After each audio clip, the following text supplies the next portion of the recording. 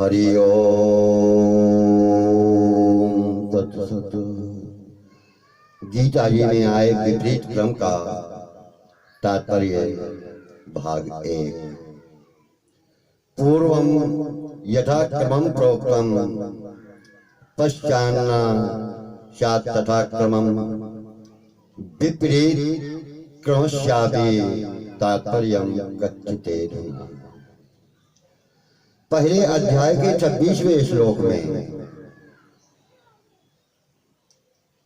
पितृनत पितामहान आचार्यान कहकर सबसे पहले पिता और पितामहों का और तीसरे नंबर में आचार्यों का नाम लिया है। फिर 34वें श्लोक में आचार्याः पितरः पुत्राः कह करके सबसे पहले आचार्यों का और दूसरे नंबर में पिता आदि का नाम लिया है। यह विपरीत यानी उल्टा क्रम क्यों है कि वहां पहले यहाँ बाद में? तो एक तो मोह ममता का संबंध होता है और एक धर्म का संबंध होता है। जहां मोह ममता का संबंध होता है वहां पिता आदि कुटुंबी पहले याद आते हैं, बाद में आचार्य आदि याद आते हैं।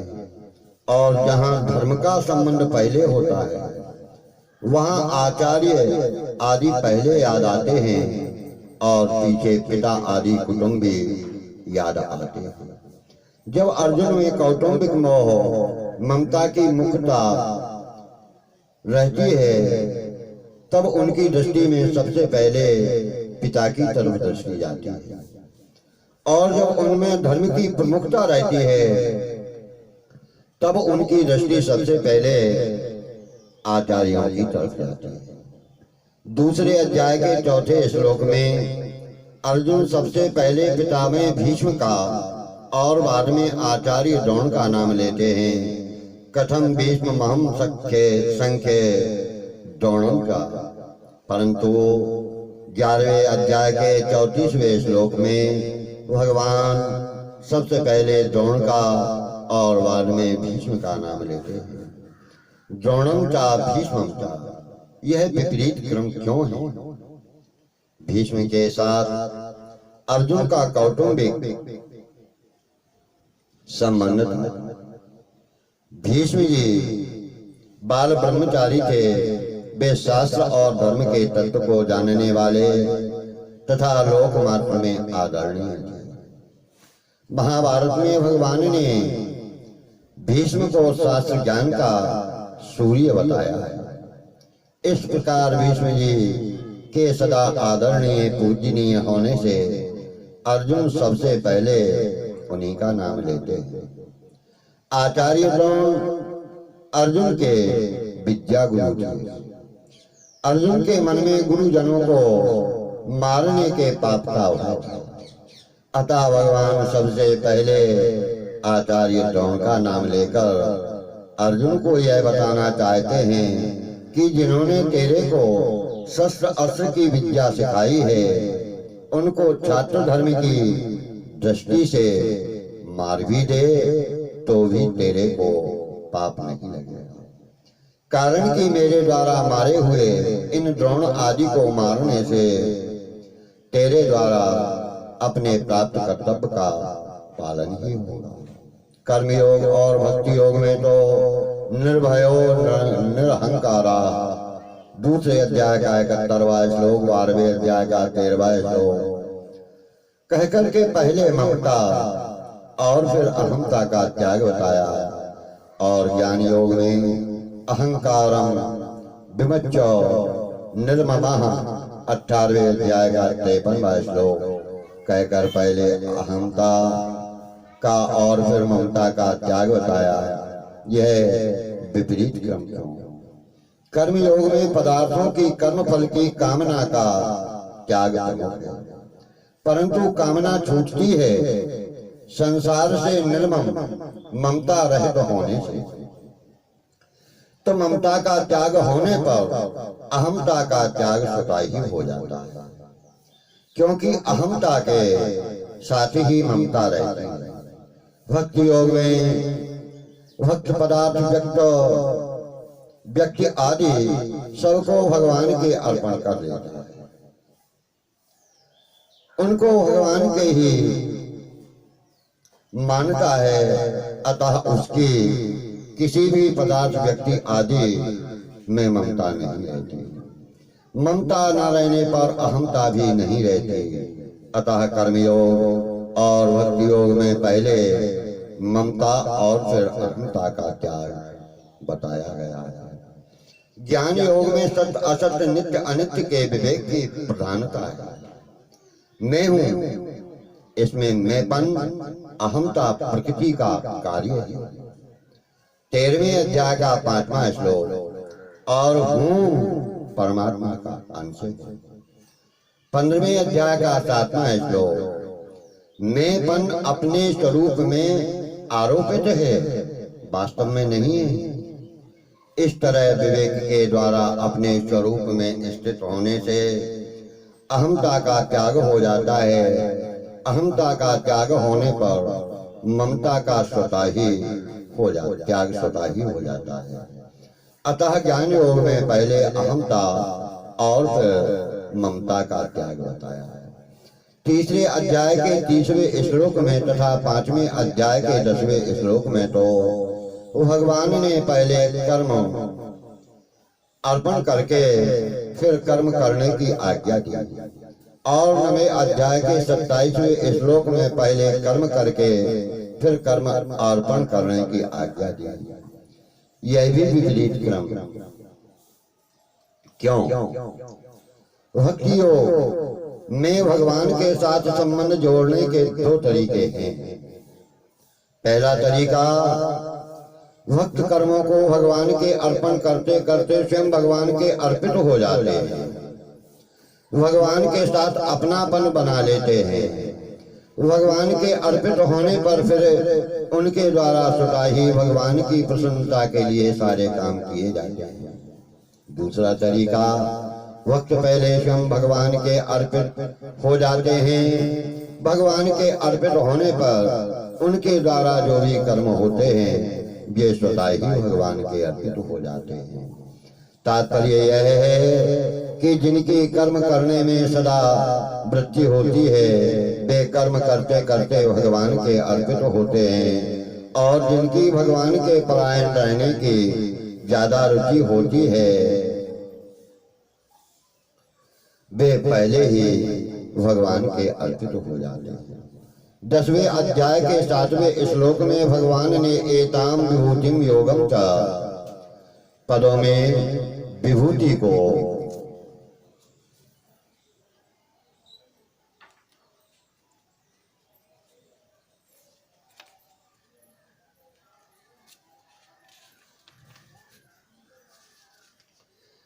तथा पहले तथा योग के बाद में कहा है, परंतु 10वें अध्याय के ही 18वें श्लोक में अर्जुन ने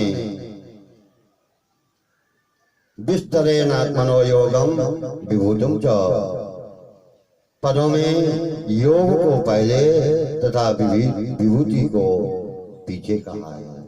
यह विपरीत क्रम क्यों?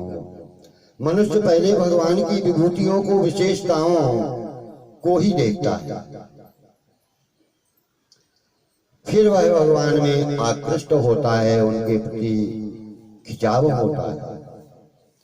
भगवान के योग की जो सामर्थ्य है, सामर्थ्य को तो केवल मान ही सकता है। अतः भगवान ने सबसे पहले विभूति को कहा, परंतु अर्जुन पहले भगवान के योग सामर्थ्य प्रभाव को सुनकर ही प्रभावित हो गए थे, और उन्होंने परम ब्रह्म परम धाम 10वें अध्याय का 12वां श्लोक आदि पदों से भगवान की स्तुति भी की थी।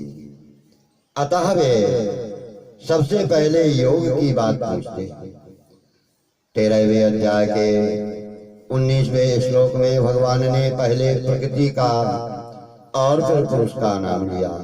प्रकृतिम पुरुषम चैव, और 23वें श्लोक में पहले पुरुष का और फिर प्रकृति का नाम लिया। यह एव वेत्ति पुरुषम प्रकृतिम च। यह विपरीत क्रम क्यों? 13वें अध्याय के 19वें श्लोक, 19वें 21वें श्लोक तक वर्णन का विषय है और 23वें श्लोक में बोध यानी ज्ञान का विषय है। बंधन में प्रकृति के मुख्य होने से 19वें श्लोक में पहले प्रकृति को और फिर पुरुष को बताया है। बोध में पुरुष के प्रमुख होने से 23वें श्लोक में पहले पुरुष को और फिर प्रकृति को बताया है। तात्पर्य यह है कि प्रकृति पुरुष का विवेक होने पर पहले प्रकृति का वर्णन का ही ज्ञान होता है, जिससे प्रकृति बंधन से निवृत्ति हो सके, छुटकारा मिल सके। अतः प्रकृति को पहले बताया। जन्म मरण से रहित होने में ज्ञान होने से, यानी जन्म, जिससे कि जन्म मृत्यु ना हो, इसमें पुरुष का ही ज्ञान मुख्य है, क्योंकि पुरुष का जन्म मरण होता ही है। पुरुष शब्द से यहाँ आत्मा को संबोधित किया है। इसमें जन्म मरण का अत्यंत अभाव है, अतः पुरुष को पहले बताया है। 13वें अध्याय के 21वें श्लोक में भगवान ने न करोति न लिप्यते, अर्थात न करता है और न लिप्त होता है, ऐसा कहकर पहले कर्तव्य का और फिर भोक्तृत्व का निषेध किया है। परंतु इन दोनों को समझाने के लिए 32वें 33वें श्लोक में पहले भोक्तृत्व का और फिर कर्तृत्व का उदाहरण दिया है। यह विपरीत क्रम क्यों है? तो कर्तृत्व के बाद ही भोक्तृत्व आता है, यानी कर्म करने के बाद ही उस कर्म के फल का भोग होता है। इस दृष्टि से भगवान ने 31वें श्लोक में पहले कर्तृत्व का और फिर भोक्तृत्व का निषेध किया है। परंतु मनुष्य जो कुछ भी करता है, पहले मन में किसी फल की इच्छा उद्देश्य रखकर ही करता है। तात्पर्य यह है कि मन में पहले लिप्तता, भोग और संग्रह की इच्छा अर्थात भोग तत्व आता है और फिर कर्तृत्व आता है, अर्थात कर्म करने लगता है। अतः भगवान ने पहले उदाहरण में भोग तत्व का और दूसरे उदाहरण में कर्तृत्व का निषेध किया है। कारण कि भोग तत्व का त्याग होने पर कर्तृत्व का त्याग स्वतः ही हो जाता है, अर्थात फलेच्छा का सर्वथा त्याग होने पर क्रिया करने पर भी कर्तृत्व नहीं बनता।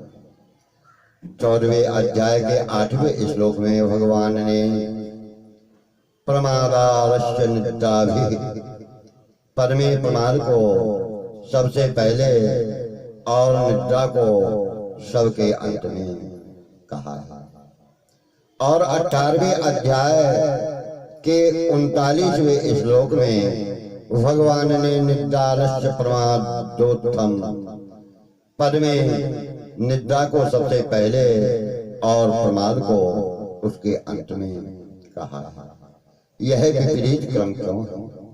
14वें अध्याय के 8वें श्लोक में वांधने का प्रकरण है, अतः प्रमाद को सबसे पहले किया है। कारण कि प्रमाद से जितना बंधन होता है उतना आलस्य से नहीं होता, और आलस्य से जितना बंधन होता है उतना निद्रा से नहीं होता। अर्थात प्रमाद से ज्यादा बंधन होता है, इससे कम आलस्य से और उससे कम अति निद्रा से होता है। परंतु 18वें अध्याय के 39वें श्लोक में सुख का प्रकरण है, अतः निद्रा को सबसे पहले दिया है। कारण कि आवश्यक निद्रा शरीर में हल्कापन आता है, वृत्तियां स्वच्छ होती हैं, जो लिखने पढ़ने सुनने आदि में सहायक होती हैं। अतः आवश्यक निद्रा का सुख इतना त्याज्य नहीं, इससे ज्यादा त्याज्य आलस्य का सुख, और आलस्य से ज्यादा त्याज्य प्रमाद का है। इस प्रकार 14वें अध्याय के 8वें श्लोक में प्रमाद को आरंभ में कहने से और 18वें अध्याय के 39वें श्लोक में प्रमाद को अंत में कहने से सबसे अधिक बंधन का कारण प्रमाद ही सिद्ध होता है। महाभारत में भी प्रमाद को मृत्यु बताया गया है। प्रमादम वै मृत्युमहं ब्रवीमि। 42